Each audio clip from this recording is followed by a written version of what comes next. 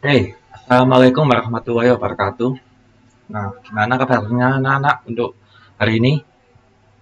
Oke, sehat ya semuanya ya. Hari ini siapa yang nggak masuk? Ayo, Bapak absen. Apa? Iya, masuk semua ya ini ya.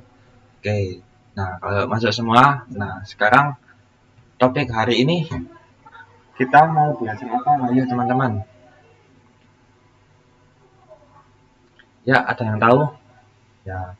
Nah, kali ini Bapak akan menjelaskan tentang apa itu energi. Bukan kemarin kan sudah menjelaskan tentang apa itu energi. Nah, sekarang itu yaitu tentang ragam energi dan pemanfaatannya. Itu banyak.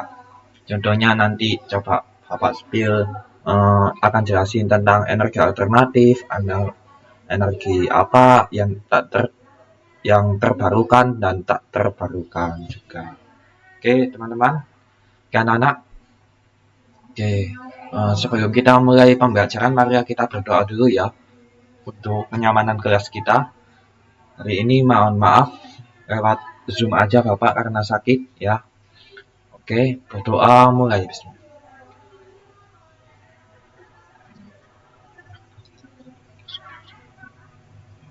Oke anak-anak, nah hari ini topiknya yaitu tentang ragam energi dan pemanfaatannya. Nah, sebelumnya ada yang tahu nggak apa itu energi? Ayo, untuk pertemuan sebelumnya, terlintas nggak di pikiran kalian apa itu tentang energi?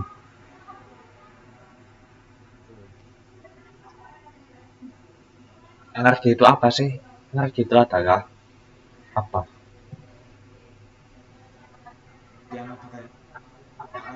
Dalam kehidupan sehari-hari. Misalnya di rumah, di sekolah atau di masyarakat, kalian pernah nggak pakai energi? Energi itu apa? Dan yang ketiga, apa sih dampak penggunaan energi secara berlebihan? Nah, kemarin aja dijelaskan. Apa yo? Energi adalah apa? Energi adalah kemampuan untuk melakukan suatu usaha. Energi dalam kehidupan sehari-hari, ayo misalnya apa yo? Energi apa? Energi itu macamnya apa saja sih? Atau energi listrik, atau energi gerak, energi angin, air, dan masih banyak lagi. Kemudian apa sih penggunaan energi sebagian? Nah itu, misalnya listrik juga nanti tagihannya banyak gitu teman-teman. Misalnya air nggak dimatikan pas dengan apa ke sekolah atau pas pelajaran izin pamit nggak lupa mematikan keran, nah itu bisa bahaya. Oke, kita lanjut ya. Nah, ragam energi dan manfaatnya. Tips untuk hemat energi. Matikan lampu saat tidak digunakan. Gunakan peralatan elektronik yang hemat energi. Matikan komputer atau perangkat elektronik saat tidak digunakan. Ayo. Atau HP-nya biasanya. Ayo. Ketika di rumah, ketika mau tidur, itu harus dimatikan. Kemudian gunakan kipas angin sebagai alternatif AC. Ya pakai AC, mending pakai kipas angin aja lebih itu. Nah, jangan lupa kalau sudah selesai kipas anginan itu harus dimatikan untuk mengurangi penggunaan tagihan biasanya dan gak nyeroi ibu bapak gitu. Kemudian ada gunakan pengering pakaian alami seperti menjemur di luar. Mengapa kita harus menghemat energi? Karena pertama itu kita menurunkan tagihan listrik dan menambah tabungan. Jadi lebih hemat. Poinnya satu. Kedua, mengurangi emisi karbon dan melindungi lingkungan. Nah, lingkungannya terjaga. Nah, yang ketiga itu membuat rumah lebih nyaman dan hemat biaya perawatan. Dan yang terakhir itu memberikan panas bumi yang lebih lestari untuk generasi mendatang. Itu teman-teman. Energi itu apa sih? Energi kembali lagi kita jelaskan, energi adalah kemampuan untuk melakukan usaha atau kerja. Nah, setiap orang itu pasti butuh energi. Energinya itu apa? Sangat penting bagi kehidupan manusia karena segala aktivitas manusia itu membutuhkan energi. Energinya lewat mana ya? Lewat dari apa kita makan itu kita butuh energi. Kita gerak, kita sepak bola, kita lari itu kita punya energi. Energi adalah kemampuan untuk melakukan kerja atau bisa juga diartikan sebagai daya atau kekuatan untuk digunakan melakukan berbagai proses kegiatan. Perubahan energi merupakan perubahan energi dari satu bentuk ke bentuk lain. Hal ini sejalan dengan hukum kekekalan energi yang menyatakan bahwa energi itu tidak dapat diciptakan dan dimusnahkan. Nah, energi itu tidak dapat diciptakan dan dimusnahkan. tetapi bisa berubah dari satu bentuk ke bentuk lainnya. Lalu apa saja sih bentuk perubahan energi itu? Yang pertama ada energi kimia, itu menjadi energi gerak. Contohnya ada makanan yang kita konsumsi membuat kita berenergi sehingga bisa berjalan dan beraktivitas. Jadi kita jalan, kita aktivitas itu makan kuncinya. Jadi kalau jenengan jalan lemes berarti kurang makan. Yang kedua, energi gerak menjadi energi panas. Contohnya adalah roda yang saling bergesekan dan menghasilkan. Misalnya kita gesek-gesekan tangan kita, ini bisa jadi panas loh. Ketiga, ada energi kimia menjadi energi cahaya. Contohnya ada lilin yang dibakar. Nah, ketika mati lampu pasti pakai lilin. Nah, jadi kimia menjadi cahaya. Yang keempat ada energi cahaya menjadi kimia. Contohnya ada proses fotosintesis, menyerap cahaya matahari. Yang di zat yang bernutrisi bagi tubuh. Macam-macam energi. Nah, pertama ada energi cahaya. Energi ini menerangi seluruh dunia, membantu tanaman tumbuh dan berkembang, fotosintesis. Energi bunyi dimanfaatkan untuk mengukur kedalaman laut atau pembuatan alat pengeras suara dan mendeteksi keretakan pada logam. Itu bunyi. Yang ketiga ada energi listrik. Energi listrik sangat dibutuhkan manusia karena banyak manfaatnya untuk menyalakan TV, radio, kipas angin, lemari, pendingin alat, elektronik, dan lain sebagainya. Nah, yang keempat itu adalah energi air. Energi air ini ada air yang banyak dan deras akan menghasilkan energi listrik yang besar. Aliran air tersebut akan memutar turbin yang dihubungkan dengan generator. Kemudian generator yang berputar akan menghasilkan energi listrik. Nah, PLTA apa ya kepanjangannya? Ayo, ada yang tahu nggak? PLTA itu adalah pembangkit listrik tenaga air. Nah, ini supportnya dari energi air. Kemudian ada energi angin. Energi yang berasal dari angin. Energi angin bisa dikatakan sudah disediakan oleh alam. Jadi real dari alam, dari pencipta. Dari dulu digunakan untuk berlayar, untuk pembangkit listrik juga. Sumber energi dibagi menjadi dua, yaitu sumber energi yang dapat diperbarui dan sumber energi yang tidak dapat diperbarui. Sumber energi yang dapat diperbarui antara lain matahari, ombak, angin, dan air. Sedangkan sumber energi yang tidak dapat diperbarui anak-anak contohnya itu ada minyak bumi, ada gas alam, ada batu bara, dan nuklir. Energi yang dapat diperbarui matahari, sumber energi utama bagi kehidupan manusia ya jelas. Semua orang sudah tahu itu apa itu matahari. Yang kedua ada angin. Energi yang dihasilkan udara dan berhembus di permukaan bumi. Jadi ini real. Yang ketiga ada air, diperoleh dari tenaga air yang mengalir untuk memulihkan PLTA. Panas bumi merupakan energi panas yang tersimpan dan berasal dari dalam bumi. Kemudian ada biomasa, yaitu keseluruhan makhluk hidup atau benda mati dari tumbuhan atau binatang dan organik. Nah, yang kedua adalah energi yang tidak dapat diperbarui. Contohnya adalah fosil, yang terdiri dari batu bara, minyak bumi, dan gas alam. Lalu ada minyak bumi, cairan pekat yang berasal dari lapisan atas kerak bumi. Kemudian lalu ada batu bara, terbentuk dari makhluk hidup yang mati dan terkubur jutaan lalu. Kemudian juga ada nuklir. Nuklir itu adalah sumber energi nuklir yang menggunakan reaksi nuklir untuk menghasilkan energi. Lalu ada hidrokarbon, terdiri dari gas alam, cair, dan gas alam terkompresi, LNG, dan CNG. Itu teman-teman. Lalu ada energi alternatif. Energi alternatif itu apa sih? Nah, ini yang penting dibahas. Kalian belum tahu kan apa itu energi alternatif? Oke, Bapak jelasin. Energi alternatif itu adalah sebuah energi sebagai pengganti dari energi bahan bakar fosil seperti minyak bumi dan batu bara yang memiliki dampak negatif terhadap lingkungan yang terbatas. Tujuan adanya energi alternatif itu ada agar lebih ramah lingkungan, teman-teman. Berkelanjutan untuk jangka panjang. Nah, untuk jangka panjang.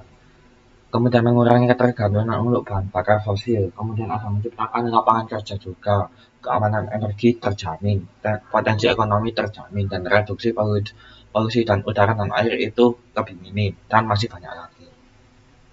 Itu contoh sumber energi alternatif, ada air, panas matahari ya maksudnya, ada panas bumi, kemudian ada angin, biomasa yang tadi, sisa-sisa makanan, sisa-sisa hewan, sisa-sisa tumbuhan, kemudian ada energi hidrogen dan energi etanol. Dampak jika tidak adanya energi alternatif itu adalah sumber energi utama akan terancam dan cepat habis dan mengakibatkan kelangkaan sumber energi, jadi langka. Ciri-ciri energi alternatif itu adalah satu, dapat digunakan secara ulang, yang kedua jumlahnya melimpah di alam, dan yang ketiga pengelolaannya tidak merusak alam, ya otomatis aman. Itu eh, dari sini apakah ada yang belum dipahami? Teman-teman, monggo silakan ada yang ditanyakan anak-anak. Kalau nggak ada, oh bingung ya terkait tentang energi alternatif ya. Oke, sini Bapak sudah siapin ya, Bapak jelas siapin PPT tentang energi alternatif buat kalian. Nah, salah satu media pembelajaran yang Bapak buat ya, nah tentang energi alternatif. Oke, nah energi alternatif.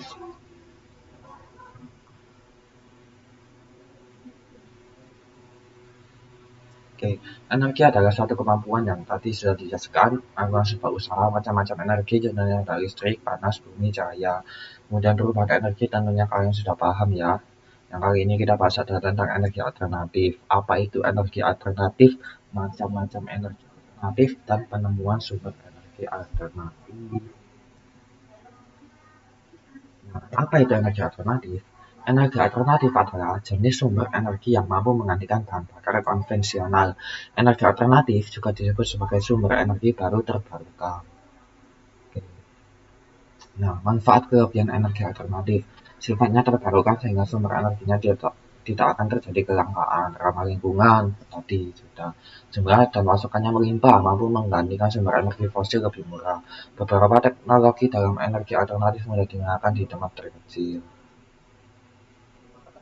Nah, saja ada macam-macam energi alternatif.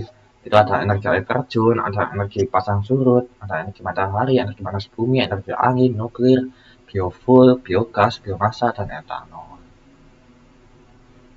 Tantangan dan kendala, ada tantangan dan kendalanya juga loh dalam energi alternatif loh. Ya, pertama ketidakstabilan pasokan. Kemudian yang kedua penyimpanan energi, diperlukan sistem penyimpanan energi yang efisien. Dan yang ketiga itu biaya awal yang tinggi, biaya investasi awal untuk infrastruktur energi. Nah, pengaruh energi alternatif terhadap lingkungan, yaitu yang pertama adalah reduksi emisi gas rumah kaca, yang kedua peningkatan kualitas udara, yang ketiga pengurangan polusi air, yang keempat konversi sumber daya.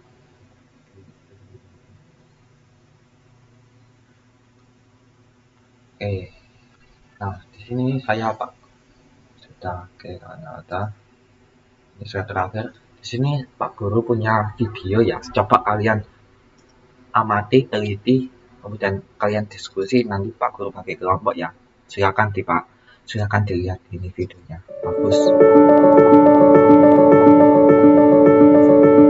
Kebutuhan energi di masa depan akan terus meningkat. Minyak dan gas bumi masih menjadi sumber energi utama. Masih cukupkah migas kita untuk masa depan Indonesia? Sejak penemuan minyak komersial pertama kali pada tahun 1885,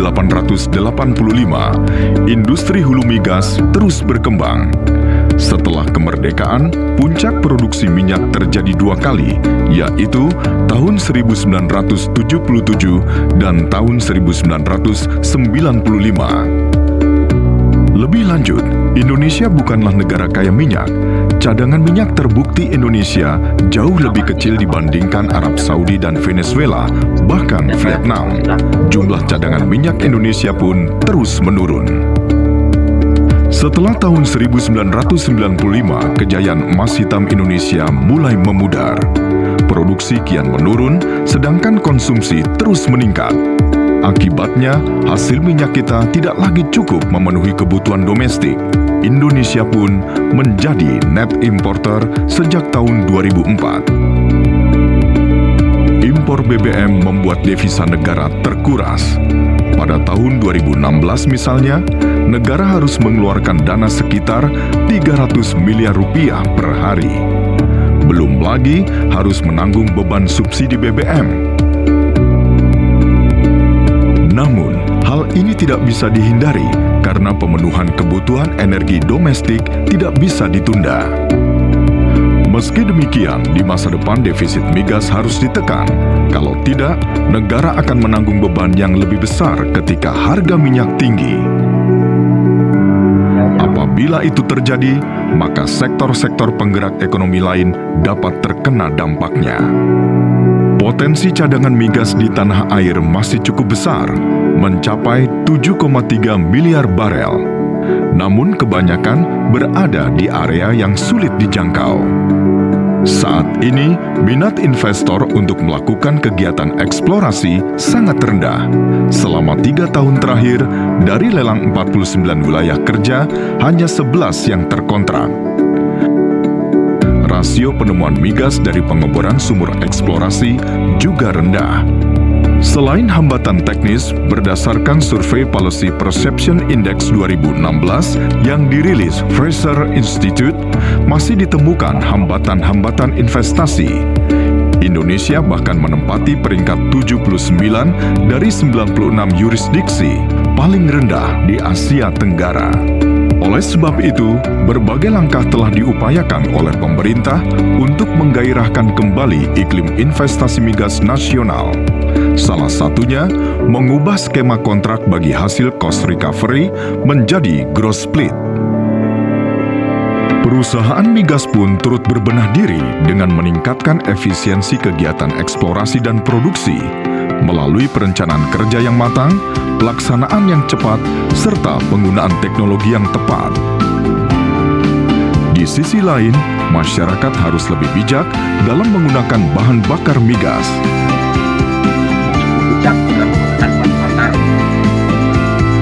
Dengan sinergi ini, upaya mewujudkan ketahanan dan kemandirian energi Indonesia di masa depan bisa tercapai. Gimana teman-teman? Dapat gak apa itu tentang cara menanggulangi ancaman krisis energi? Nanti Pak Guru bagi aja ya kelompoknya langsung ya. Kita kan ada 30 anak nih, kita bagi aja 5-5, nanti Pak Guru pilih, nanti acak secara acak 5 anak gitu. Nanti kalian diskusikan ya tentang apa yang insight atau wawasan yang sudah kalian dapat setelah menonton video ini.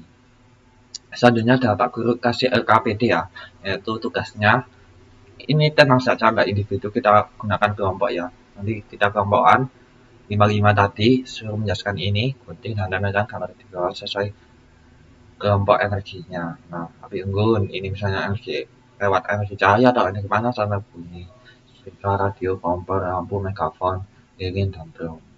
Kalian kelompokkan. Kemudian ada nama kelompok ini, negara di dunia ada krisis energi nggak air. Ini kalian baca, kalian amati, kalian pelajari, kemudian kalian diskusikan.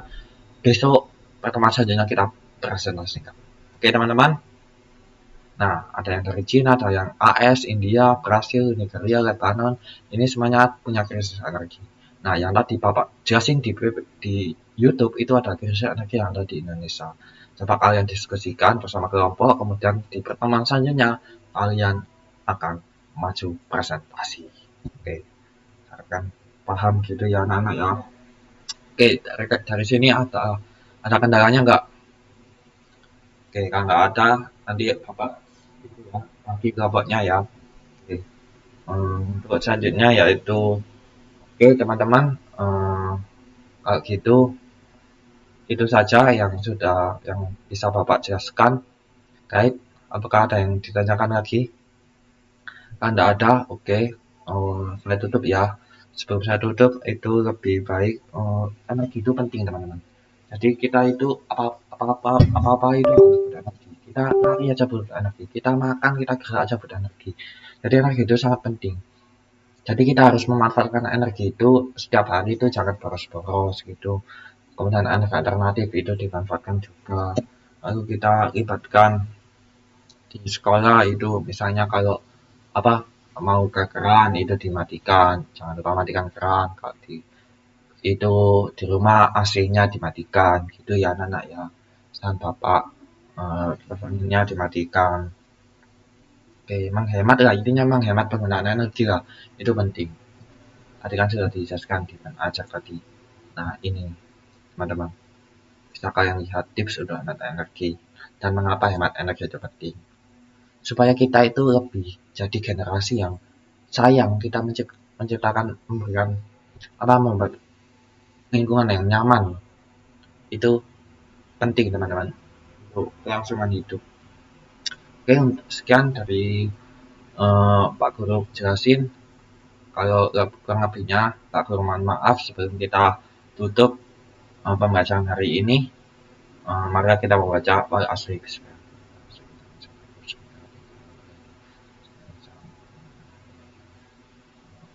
Oke teman-teman, sampai jumpa di pertemuan selanjutnya ya, yaitu kita presentasikan apa yang sudah kita pelajari hari ini. Oke teman-teman, jangan lupa semangat belajar, terus belajar, dan jangan lupa memanfaatkan energi. Oke, itu aja pesan dari Bapak. Saya kira wassalamualaikum warahmatullahi wabarakatuh. Oke teman-teman.